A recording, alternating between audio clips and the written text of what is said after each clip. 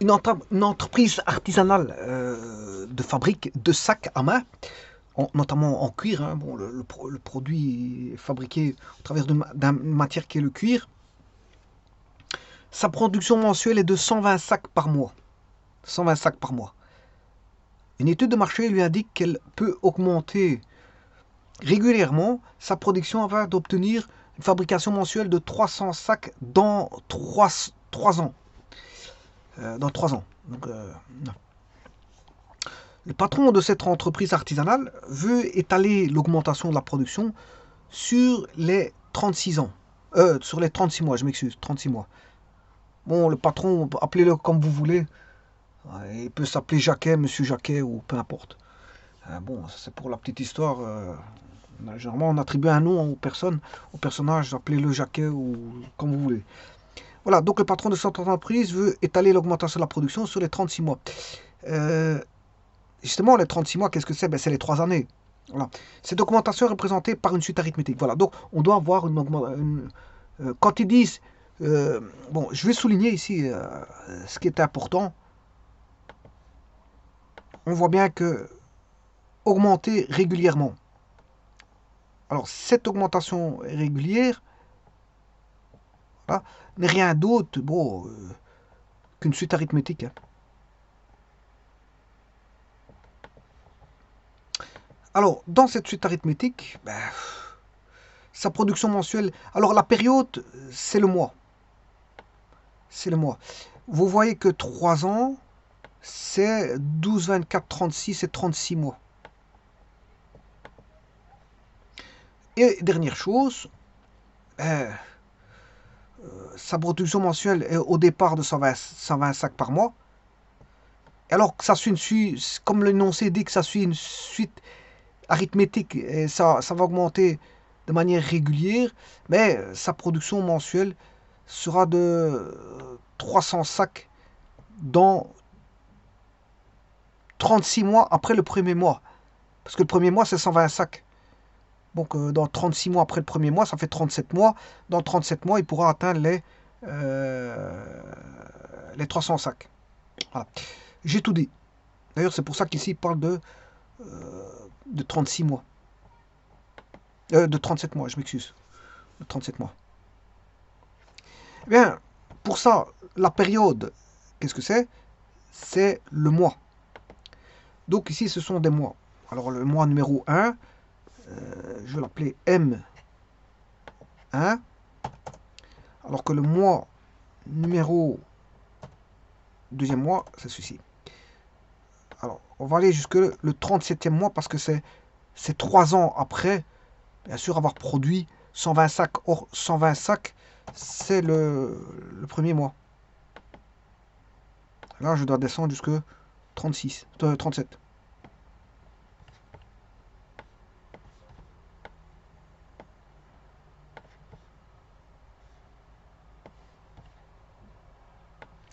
Alors, on a dit que dans l'énoncé, afin d'obtenir une fabrication mensuelle de 300 sacs dans 3 ans. Bon. Donc, dans 3 ans, c'est non pas le 36e période, parce que la première période, c'est 120 sacs, donc c'est 37e période. Donc, 300, c'est dans...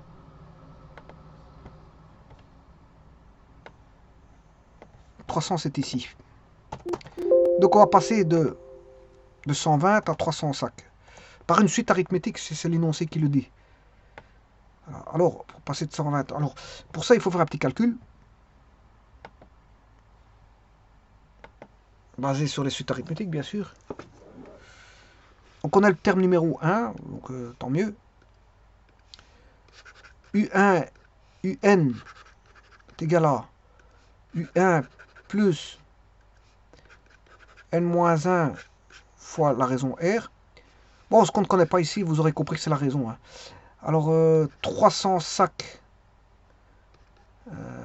c'est quel rang? C'est le 37e rang. Donc, U1, c'est 120 sacs, plus le rang 37 moins 1 fois R. Et je peux tirer la raison. j'aurais défini la suite arithmétique, parce que une suite arithmétique, vous connaissez la raison et le premier terme, ça, vous avez défini la suite, hein, c'est pas un problème. Alors 300 moins 100, ça fait 200 moins 300 moins 100, ça va être 200, moins 20, 180. Donc là, on a 180.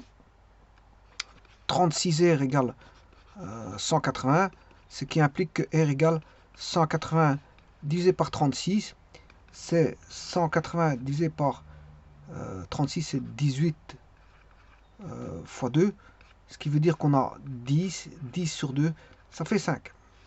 Donc la raison fait 5. Donc je peux construire ma suite arithmétique. Alors je vais aller la construire. 120 plus 5, alors la raison c'est 5, égale le précédent plus celui qui doit rester figé ici. Je vais mettre des dollars au bon endroit. Pas ça, hop, 125. Il suffit de tirer ça jusqu'à la période. Alors, je vais aller avant la 36. Et là, on voit bien que c'est 295. Si je fais plus 5, ça fait bien 300. Donc, c'est bon.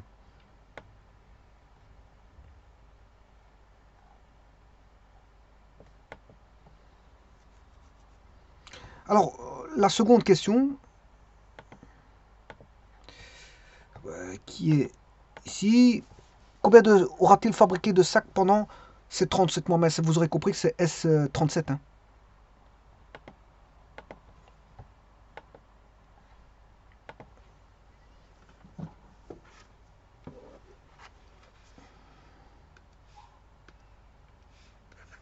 S37 est égal à U1 plus UN sur 2 fois N, c'est-à-dire U1 c'est 120 sacs, plus, je sais, on sait bien que UN c'est 300 sacs, voilà, c'est S37 ici, puisque N vaut 37, fois N qui vaut 37, le tout sur 2, ça fait 420 divisé par 2, 210 fois 37.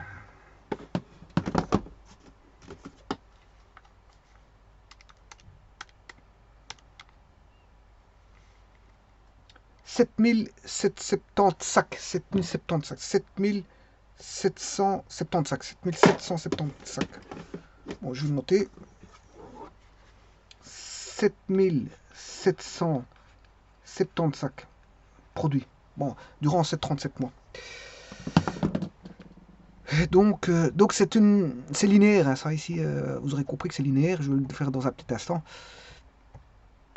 La représentation, ici je vais mettre la somme. 7770, voilà, la somme, elle est là. 7775, voilà. Alors maintenant, je vais représenter la représenter. Alors, j'ai pas besoin de positif ni de négatif en... Voilà, je vais mettre comme ça. Un premier cadran, je vais juste mettre un premier cadran. Alors, c'est vrai que non, je peux pas faire ça parce que je dois aller jusqu'à 300 sacs. Bon, je peux diviser par 10. Ouais, je vais diviser par 10 pour aller d'une échelle de 0 à 30. Voilà, on va faire ça comme ça. Donc, c'est-à-dire que pour 1, on a 30. 120, c'est 120, ça va jusque 120. Ouais, je vais mettre 1.2. Je vais diviser par 100. 120. Bon.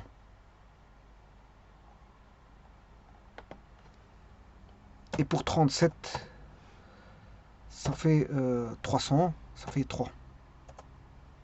Bon, c'est pas... Je vais faire x 10 alors. 120, enfin divisé par 10. Voilà, c'est déjà mieux. Voilà. La droite, c'est la droite AB. Voilà, tous les points vont se situer ici.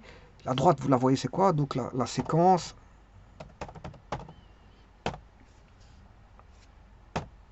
N, la droite, c'est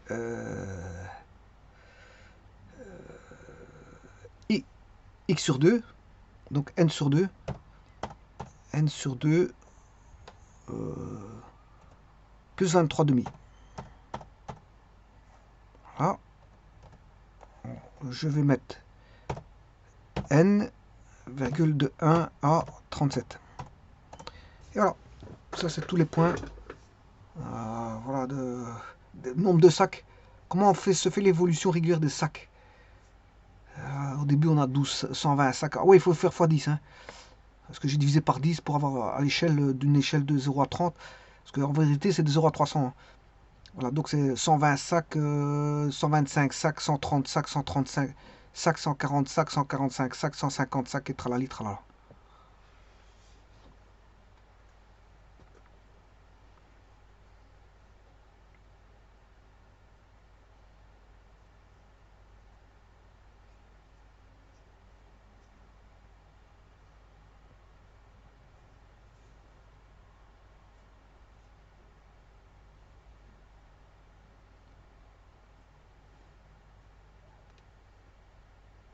Bon, augmenter le nombre de sacs, c'est pas aussi évident qu'on puisse voilà, le concevoir, parce que bon, ça demande des investissements.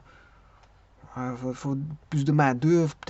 S'il y a plus de main-d'œuvre, fatalement, il faut installer cette main-d'œuvre-là dans des postes, des nouveaux postes, ou peut-être reprendre des postes inoccupés, voire reprendre des postes, recréer des postes. Et recréer des postes, ça veut dire recréer, je veux dire, tout un contexte, un environnement, c'est-à-dire un emplacement, des machines, voilà, un outillage, une compétence. Bon, c'est pas, on ne crée pas des sacs comme on veut. Hein. Faire des sacs, c'est demander de la compétence des personnes qui savent manipuler l'outil de production, qui savent travailler sur, bien sûr, sur la production des sacs. Et ça demande aussi, je veux dire, voilà, un outillage adapté euh, qui, qui, qui est voilà, utilisable. Parce que s'il est en panne, on ne sait pas faire une production, une augmentation de production si les machines sont en panne. Donc voilà, s'il y a des machines en panne, ben, le tout c'est de les réparer. S'il y en a qui sont en entretien, il faut attendre qu'elles se terminent leur entretien. Voilà, et d'avoir un optimum de machines fonctionnelles. Mais maintenant, encore une fois, ça ne fonctionne pas comme ça parce qu'on a beau faire des investissements. Si on fait des investissements, il y a d'autant plus de charges. Hein. Les charges sont conséquentes. Plus vous faites de l'investissement, plus les charges seront conséquentes. C'est normal, il y a plus d'usage d'électricité, plus d'usage voilà, de personnel, plus de ci, plus de là. Voilà. Euh, c'est bien, on peut pas. L'économie, c'est rechercher, je veux dire, une adéquation entre les moyens de production et les sources des moyens de production. Hein. C'est pas, on fait pas n'importe quoi. Voilà, on a des équations, hein, différents types d'équations, de différents types, et c'est créer des minimisations, des optimisations. Voilà, c'est des optimisations par rapport à des équations. On fait pas de l'économie comme ça. Bon, on vient pas en disant bon, on va produire autant de sacs. Bon, il faut déjà, voilà, il faut déjà, je veux dire, que les banques puissent prêter, avoir peut-être de l'argent en place, c'est-à-dire voilà, des fonds propres ou faire de nouvelles dettes, euh, amener du personnel compétent, parce que bon, si vous ramenez du personnel qui va vous casser l'outillage et qui ne savent pas travailler, je veux dire, ça qu'il n'y a personne qui serait intéressé à ça. Donc c'est un tout. L'économie, c'est un tout. C'est beaucoup de paramètres. L'économie est basée sur voilà, le, le paramétrage et c'est surtout ça. Et chercher des optimums en fonction des équations. Et je veux dire, des équations, on n'a pas qu'une. On peut en avoir toute une panoplie d'équations en fonction voilà, du contexte de l'entreprise. Hein. Contexte de l'entreprise, on peut voilà, trouver pas mal d'équations, soit à différents postes, ou soit de manière, je veux dire, généralisée. Ça dépend. Hein. Si on a une société qui est trop complexe, là, à ce moment-là, on crée des postes pour voilà, étudier chaque poste séparément, ou alors, je veux dire, si c'est une entreprise artisanale, bon, si elle n'est pas trop développée, ben, on peut encore, je veux dire, étudier, je veux dire, le tout par des équations et essayer de paramétrer ces équations. Et ces équations, bien sûr, c'est les fonds propres, les fonds de roulement, les valeurs, les actifs à, à acheter, les actifs à... Bon, c'est gérer un petit peu tous ces revenus, ces entrées-sorties. Voilà, le gros, c'est de gérer les entrées-sorties. Par quoi? Par des paramètres et d'optimiser ces équations pour avoir soit des maximisations, soit des minimisations. Ça dépend des équations que l'on a en face de soi, en fonction bien sûr des, des ressources en possession de l'entreprise. Bon, c'est pas si évident que ça, puisque justement, qui fait ça, ben, c'est un gestionnaire. Hein. Un gestionnaire en relation avec voilà, le monde de la comptabilité et de la finance bon, dans l'entreprise. C'est une gestion financière, gestion comptable et financière, ben, je veux dire, le gestionnaire de l'entreprise doit voilà, être en contact avec tous ceux qui manipulent les flux de production et les flux, voilà, les ressources internes de l'entreprise et externes. Je vous remercie.